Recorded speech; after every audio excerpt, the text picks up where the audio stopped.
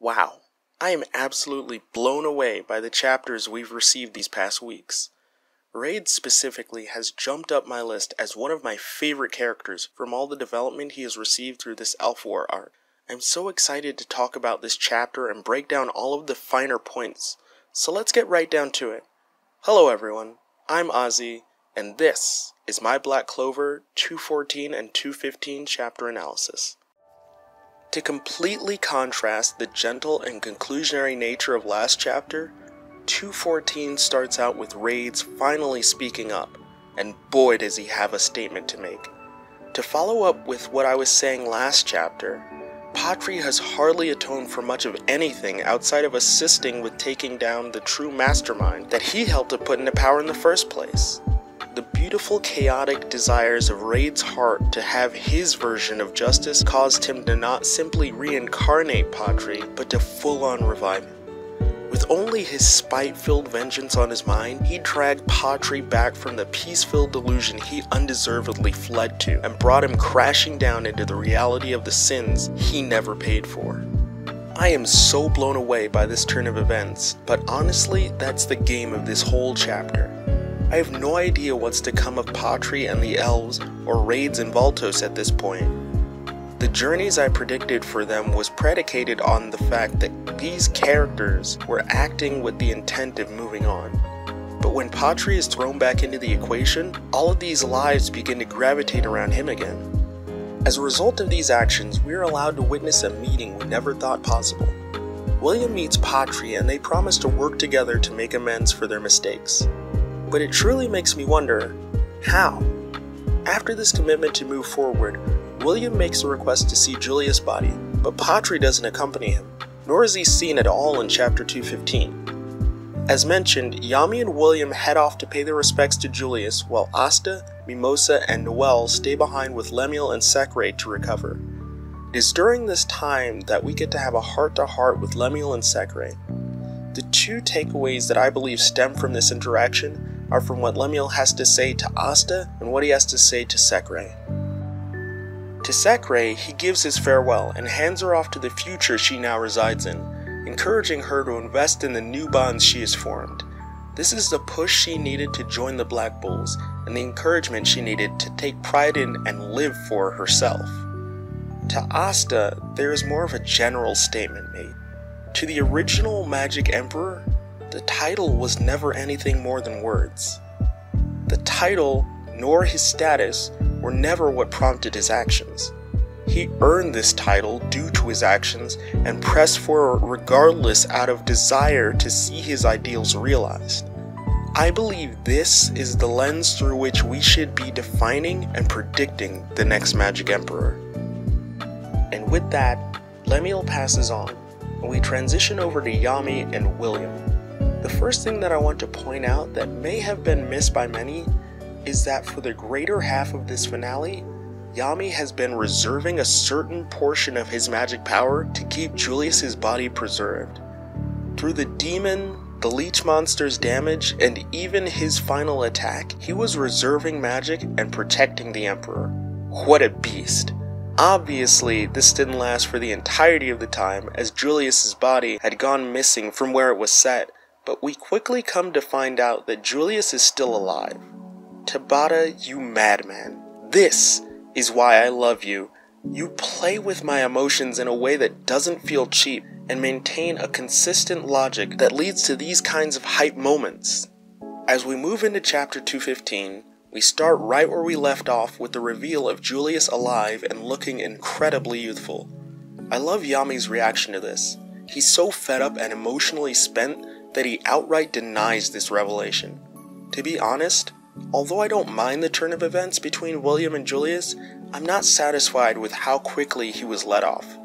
His punishment is to serve the people he had brought under such devastation, but that was already his duty to begin with. Granted, Captain Geldra was pretty malicious and unapologetic for his crimes, but it's arguable that William's crimes were far worse. I believe a defining characteristic that differentiates the two is how Julius views both William and Yami. Julius views these two as his own sons, evidenced by the opportunities he made available for who could essentially be labeled strangers before that point, as well as the amount of responsibility he takes for William's actions.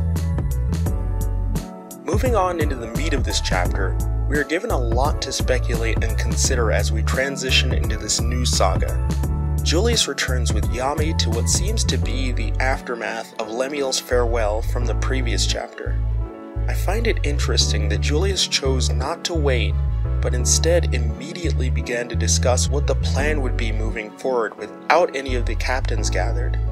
My guess for Vengeance's absence is that Julius already has him hard at work making reparations for his crimes. In the meantime, Julius has chosen to speak to this select few, and I believe that the reason why stems from the subject matter of the first problem. I believe there is more of a serious suggestion in the lie/joke that Julius begins with. The majority save one page of Julius's magic is gone. I believe that page being the most basic form of his magic. He goes on to explain that the influence of nobles within the kingdom has weakened significantly. I believe that this segues into the greater point that Julius is getting to, and that although he is alive, Julius is far too weak to act as the country's magic emperor. And with the influence of nobles weakened, it allows for a different system to take place. My two theories would be that the captains would form a council to run the country, or in my opinion, the more likely choice would be that Yami will become the new magic emperor. He has shown himself more than capable during the Elf Crisis, as well as having the accolade of delivering the finishing blow to the word magic demon. With Yami ascending and William possibly losing his role as the captain, it also gives way to promotions for both Asta and Yuno to Magic Knight Captain, bringing them closer to their goal of becoming Magic Emperor. It turns out that the reasoning for Julius's revival is a result of the tool created by Lemuel and Sekre long ago. I can very well see this type of restored and reinforced magic coming back later on in the story, however for now I don't believe it will be all that relevant.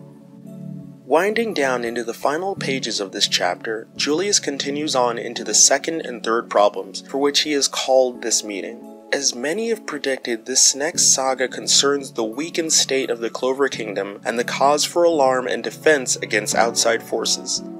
Primarily, the previously shown adversary, the Diamond Kingdom, is what comes to mind, and I certainly can see it going in that direction, and I hope it does. I've seen theories on how the gem focus of the Diamond Kingdom hints at a possible relationship with dwarves, and I would absolutely love that. But if I could submit an absolutely crackpot theory, I would predict that instead, the nation that comes to attack or put themselves against the Clover Kingdom is instead the homeland of Yami. Hear me out.